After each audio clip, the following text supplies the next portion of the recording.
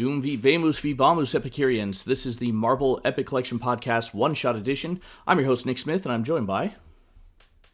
Stojr from Stojr Shelf. How's it going, Nick? Doing well, particularly since we are participating in Kurtis Findlay's Epic Marvel Podcast Reading Club, and this one-shot is going to be our brief thoughts on today's issue, which is Uncanny X Men number 135. Here it is, Dark Phoenix. Alright, so as Dark Phoenix... Jean Grey destroys the ship that the X-Men are in and leaves them defeated in Central Park and then flies off into space to meet her destiny. Well, the X-Men are rescued by Beast, who was already coming to the Hellfire Club in an Avengers Quinjet. But out in space, Dark Phoenix eats a star to increase her powers and consequently commits genocide by destroying the planet Dabari. A Shi'ar craft sees the destruction and confronts Jean. They too are destroyed. Well, back on Earth, Scott can feel that Jean is returning to the Earth via their psychic rapport, and she is coming back hungry. All right, Stojr, what are your thoughts? So I think Byrne is knocking it out of the park with the art in this issue, right? We have the space shots, we have the rain, we have wind. And all of this just looks amazing. It's not distracting from the action or what's going on in here. I do like that we get a visualization of Senator Kelly. Again, another, especially if you've seen the X-Men movies or know anything about X-Men comics, he's an important character. We get a little bit of mention of, the Sentinels. We're dropping little seeds for some things that are going to happen in about 10 issues or less into the future. We're reminded that the X-Men are part of the greater universe with a little bit of a cameo of the Fantastic Four, who John Byrne is going to go off, who's already drawing some issues for, but is going to be leaving X-Men and going to write full time, basically right after this, as well as Doctor Strange and Spider-Man and Silver Surfer, with a little bit of a cameo for the Silver Surfer for whatever issue Epic Illustrated that was coming out around that time. And the space stuff, I know I started off with that, but the space stuff just looks amazing. The ships, the stars out in that deep space, the way she's attacking that sun, and killing the planet. And this issue really raises this question of all right, this is a character is possessed that you've followed, for 135 issues throughout this book, plus all the other stuff that's come out there. But she just murdered billions of people. What do you do with that information? And that's going to be a hard thing for them to deal with over the next couple issues. But first, they got to deal with the fact that she's possessed still, and she's coming back to Earth. Yeah. So I love all this. I love that we get Beast involved. Mixing up the team members. What are your thoughts? Yeah, just to the effect of the destruction of that star and the planet Dabari, yes, we know Jean is a good person, right? She's a hero, but this power has consumed her, and she is still kind of responsible for this, right? The way Byrne drew it, as you said, it's really incredible to have that the kind of burning off of the atmosphere and seeing that there.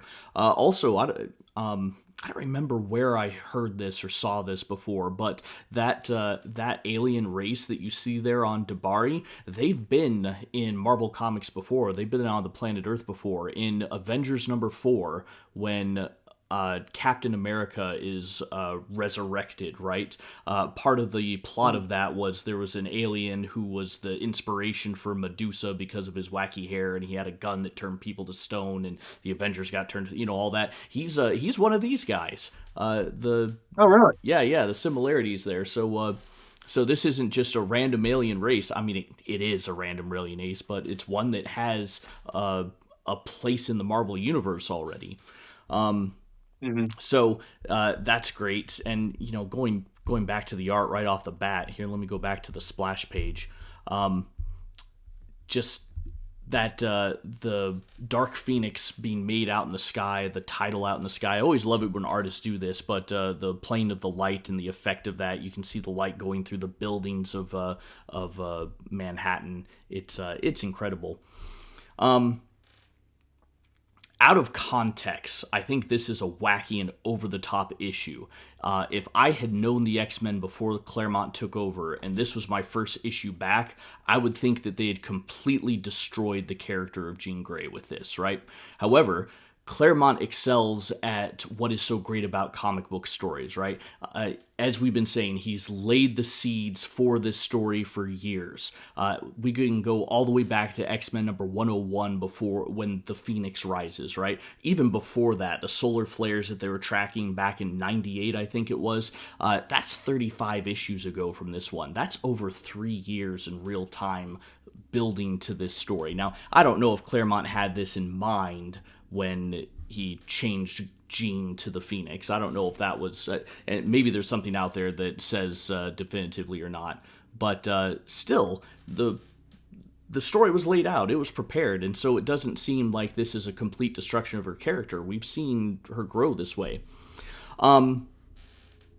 So again, not everything's leading to this, but there's been hints through all the major storylines, right? Jean believing that the X-Men were dead after Magneto, her moving to Muir Island where she meets Jason Wingard, right? That opens her up to that relationship and manipulation. Her growing powers, becoming the Black Queen, unlocking this evil side of her, right? Claremont just does such an excellent job of this in this run, and I've racked my brain to think of similar writers who can pull something off like this, to just kind of have all these various seeds and pull them together. Closest I can think of is Tom DeFalco. There might be a few others that I'm forgetting, but I know DeFalco is very good at that too. Well, I'll give you one that you probably will disagree with, and I'll say Dan Slott in Amazing Spider-Man, because and I'll go back to this one because the way that he laid the groundwork for the sort of Superior Spider-Man, Doctor Octopus, dying, Mind Swap, it was like 200 issues. So he started that I think in issue 500, maybe it was 600, maybe it was 100 issues, but regardless, it was a while that he laid the groundwork until issue 700 when he took over. Yeah, we're gonna have that argument at some point. For me, I think Slott just feels unnatural, whereas Claremont doesn't. But we will hash that out at some point, I'm sure. Let's see. Of course, props to the art. As already said, the cover is clearly mimicking that early cover of the Living Monolith, right? We've kind of gone back to that of the big person holding on. I can do it on my screen behind me, holding on to the X-Men, right?